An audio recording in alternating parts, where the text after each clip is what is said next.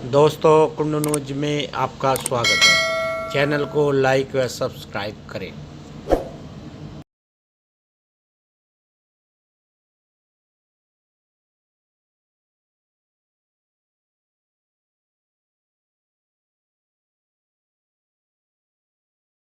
तो किसान याद आ गए, घोषणा की बात कर दी, योजना की बात कर दी, चला ही नहीं। चलो अगले वर्ष, जो पिछला वर्ष था वित्त वर्ष, उसमें उन्होंने 1400 करोड़ के बढ़ाकर 1500 करोड़ बजट कर दिया। 1500 करोड़ बजट था पीएम आशा के लिए। कितना खर्च किया? 321 करोड़। 1500 दे रखा है, 321 रुपए खर्च कर रहा है। और अभी बजट पेश हुआ है, लोगों का ध्यान नहीं गया होगा। पीएम आशा योजना का बजट उन्होंने काट के 1100 करोड़ काट के 400 करोड़ मात्र कर दिया। आज सरकार कह रही है नहीं नहीं, हम एमएसपी को टच नहीं करेंगे, एमएसपी तो मिलेगी, 1.5 गुना मिल रहा था लागत का, हम दे रहे। क्यों किसान बरगला रहे हैं कि किसानों को लोग एमएसपी तो दे रही सरकार, बजट आप काट रहे हो। एमएसपी हमारे अनुभव है, किसानों के अनुभव है, मिल नहीं रही। आप कह रहे हो सुधार के लिए कानून बनाएंगे, किसान कह रहे हमें एमएसपी दे दो, कानूनी अधिकार बना दो, जो किसान जाएगा उसे कम से कम एमएसपी मिलनी चाहिए। सरकार कह रही है वो तो संभव है। बाकी चीज बातचीत करना चाहो तो बातचीत क्या है, अब किस बारे में बातचीत करेगा किसान? और कानून ऐसा बना दिया, कई साल तक आपकी जमीन जाएगी। चौधरी साहब ने नेहरू जी का मुकाबला किया था, तब रोक दी जमीन, जमींदारा का खात्मा करके काश्तकार को जमीन दी थी। भूमि अधिकार कानून बदलना पड़ा, उसके लिए लोगों ने कुर्बानियां दी। मैं एमपी में बना, मैंने वहां प्रस्ताव रखा, केंद्र ने कानून लिया है जो किसानों के फायदे का कानून था। उसमें प्रावधान था कई गुना जो सर्कल रेट का भाव किसानों को मिलेगा। सबसे बड़ी बात थी जबरदस्ती नहीं हो सकती, किसान सहमत होगा तब जो है जमीन आपकी जो है सूचित की जाएगी, एक्वायर की जाएगी, वरना कोई सरकार आ जाए नहीं ले पाएंगे। सहमत थे किसान, राजी थे किसान। विकास भी नहीं रुक रहा था कहीं, तो किसान को पता है उनकी जो परिस्थितियां हैं, बहुत किसान तैयार थे इस बात को, अगर विकास के लिए जमीन चाहिए हम दे दें, भाव भी मिल रहा है। ठीक बताओ, तो गलत बात कह रहा हूं? यही है ना बात। सबसे पहले वो कानून छेड़ना चाह रहे हैं। अभी जो 3 कानून लिया है कॉन्ट्रैक्ट फार्मिंग, उसमें प्रावधान ऐसा है आपके पक्ष की कोई बात इसमें नहीं। कॉन्ट्रैक्ट हो जाएगा, लोन वो लोग ले लेंगे, जमीन भी गिरवी हो जाएगी, वसूली आपसे होगी। आज तहसीलदार किसी भी घर में आके आपको तंग कर सकता है। चंद हजार रुपए के लिए देश का किसान आत्महत्या कर रहा है, तब होता है तिरंगे का अपमान। तब देश में अन्नदाता आत्महत्या करता है मजबूर होकर, कमजोर होकर, कमजोर पड़ जाता है वो, क्योंकि सरकारें नहीं मानती, सरकारें उसके लिए नीतियां नहीं बना रही है। तब होता है तिरंगे का अपमान। लहूलुहान हो गया देश, लहूलुहान हो गए खेत खलिहान। कितने लाखों किसानों ने आत्महत्या की तो कर्ज में डूबे। अभी एक आरटीआई के जवाब में सरकार ने इस बात को माना है 2020 मार्च के महीने तक जो देश में 100 सबसे बड़े विलफुल डिफॉल्टर हैं। विलफुल डिफॉल्टर का मतलब तो जानबूझकर बैंक से पैसा लेते हैं, कर्जा ले लेते हैं, वापस नहीं चुकाते। किसानों की बात तो नहीं हो रही, बड़े बड़े पूंजीपति लोग, बड़े बड़े लोग हैं सारे। कई तो मोदी थे जो निकल गए, हाँ 2 तो उनमें मोदी है। वो 100 लोगों ने उनका 62,000 करोड़ रुपए, ये तो फकीर बनते हैं, ईमानदार बताते हैं अपने आप को, इन्हीं लोगों ने वो लोन राइट ऑफ कर दिया। उसमें देर नहीं लगी, कलम चला दी। अब कह रहे हैं हम तो भाई एक टेलीफोन लगा लो, हम तो किसानों के लिए हाजिर हो जाएंगे। किसी पे है क्या मोदी जी का नंबर? कहां लगा है फोन?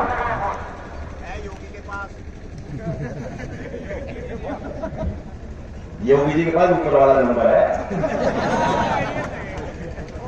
घंटों बात करते हैं सीधा। पहले मुख्यमंत्री के दरबार लगा कर आम आदमी अपने फरियादी चले जाते थे। मैं एमपी था,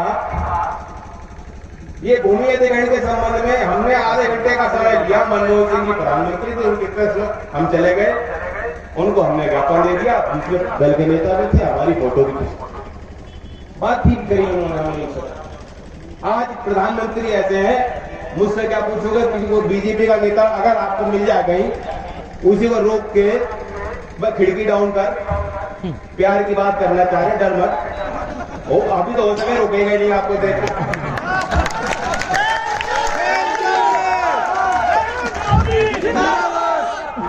इनकी मंशा प्रधानी के चुनाव नहीं करा पा रहे, ये पीछे हटने थे, वोट ने कह दिया कराओ, उनका भी इलाज कर देना। अभी फिलहाल रोक के उनसे ये पूछो, भाई तुम्हारी मुलाकात अपने प्रधानमंत्री से होती है? मानो हम आपको दे दे एप्लीकेशन, आप प्रधानमंत्री के कक्ष में जाकर उनके साथ खड़े होकर एक तस्वीर खिंचा के दिखा दो। ये बीजेपी वालों का आप कहो, भाई तुम बड़े बनते हो नेता, बड़ी तोप बनते हो, तुम्हारी सरकार चल रही है, आज भी हम लोग कमजोर क्यों हैं? बिना वोट के नहीं बनी सरकार, गांव वालों ने वोट दी है। अब कुछ लोग उसे नजर छुपा रहे हैं, कोई बात नहीं ये होगी। मैंने पहले भी कहा, मुजफ्फरनगर से सारी बात ऐलान हो गया, कोई बात नहीं, अब आगे की ओर देखेंगे। लेकिन आपका हक बनता है इनपे, भले वोट ना दिए उनको, तब भी हक बनता है। आज इन बीजेपी वालों को कहो भाई तुम बड़े पदाधिकारी हो, एक बात हमारी मान लो, हमें ये कानून नहीं चाहिए। है कोई जिसे कानून चाहिए? 3 कानून लाए, नहीं चाहिए नहीं। और हमें भाव चाहिए, गन्ने का भाव घोषित करो और मंडी में किसान को एमएसपी दो। ये ठीक बात है कि नहीं? हाथ खड़ा कर दो सर।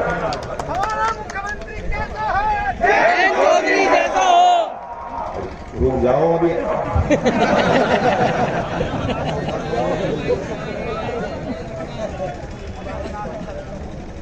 इन्हें घी पिलाना रोज, वरना अभी ये जो है बोल दिए इन्होंने जल्दी बात।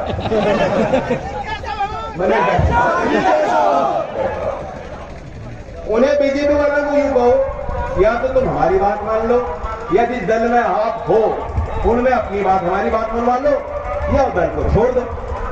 ये नहीं होगा राजनाथ सिंह की तरह आतंकवादी कोई किसान को नहीं करेगा, और सारे चेहरे चपाटे वही कह रहे हैं। कंगना रनौत जाके सेल्फी लेती है प्रधानमंत्री जी के साथ, हाँ, और कह रही है ये तो आतंकवादी है। नौजवानों फिल्म देखना बंद कर दो, कोई जरूरत नहीं, कर दी, बंद कर दी।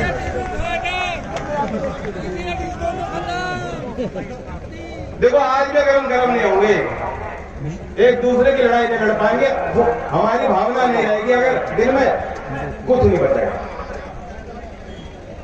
जो आदमी दूसरे की पीड़ा को महसूस नहीं करता, आम बात है। अभी मैं परसों छपरौली कटोर गांव में था, एक आर्मी के में भर्ती थे, बहुत लंबी उनकी सर्विस थी, कुछ परिस्थितियां रही होंगी दुर्घटना में उनकी मृत्यु हुई। कोई बहुत बुजुर्ग आदमी, उनके बाबा थे, मैं बैठा था, चोई साहब से वो बेहद लगाव रखते थे, मैं उनके पास गया, मेरी उनसे पहली बार मुलाकात, और मुझे देखते उन्होंने मुझे पकड़ लिया, रोक, उन्हें देखकर मुझे भी रोना आ गया। आज जो आदमी दूसरे के पीड़ा को ना महसूस करता हो, किसान आंसू में बहा रहा है, किसान मर भी रहा है, तुम भी तुम बीजेपी में बैठे हो, तुम नहीं हो किसान के हितैषी, ना तुम बन सकते हो। तुम्हारा जो ढोंग था, भेद जो था, आज खुल गया सबके।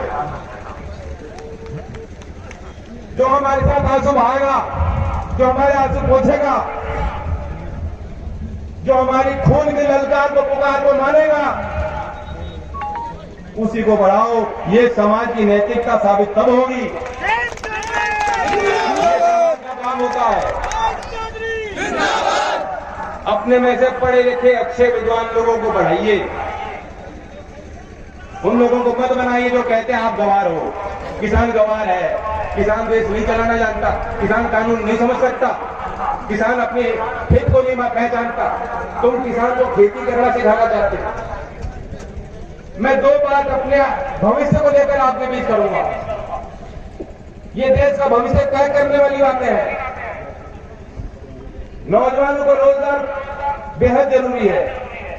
वे सही रास्ते पर चलना चाहते हैं। बहुत ऊर्जावान लोग हैं, प्रतिभा है इनके अंदर, मौके नहीं मिलते। हम उत्तर प्रदेश में नहीं है, ये अनएम्प्लॉयड प्रदेश है, अनएम्प्लॉयड प्रदेश, नौकरी नहीं मिल रही। और इसमें सरकार की अपनी भूमिका होती है, निजी क्षेत्र को भी बढ़ावा देने की, और कम से कम जो सरकारी नौकरियां उनमें पारदर्शिता के साथ समय रहते नौकरी मिल जाए। इन्होंने तो 100 दिन में वादे किए थे, नहीं पूरे हुए। मैं नौजवानों को जो भारी संख्या में आए याद दिलाना चाहता हूं, 2018 की भी जो पुलिस कांस्टेबल की भर्ती थी, वह दर्द भी है हमें। 49,000 लगभग 50,000 जो है उन्होंने भर्ती करने की बात कही थी 2 साल पहले, प्रक्रिया पूरी कर दी। सिर्फ 14,000 की ज्वाइनिंग हुई है तो यहाँ नौजवान जो जिसकी भर्ती हो गई हो, ज्वाइनिंग करा ली हो, परीक्षा भी दिया उन्होंने, मेडिकल भी करा लिया, ज्वाइनिंग हुई। पिछले वर्ष प्रधानमंत्री मोदी जी का जन्मदिन जब मनाया जा रहा था, 17 तारीख सितंबर का महीना, छात्रों ने संघर्ष किया। उन्होंने कहा हम तो बेरोजगारी दिवस मनाएंगे, हमें नौकरी नहीं मिली। सरकार हड़कंप पे आई, योगी जी ने तुरंत आदेश दे दिए। आदेश बहुत जल्दी दे, पालन कुछ नहीं होता, मानता कोई नहीं की, आदेश दे दो। और ट्वीट आ जाता है कि योगी जी ने दे दिए सख्त आदेश। योगी जी ने कहा 18 सितंबर का उनका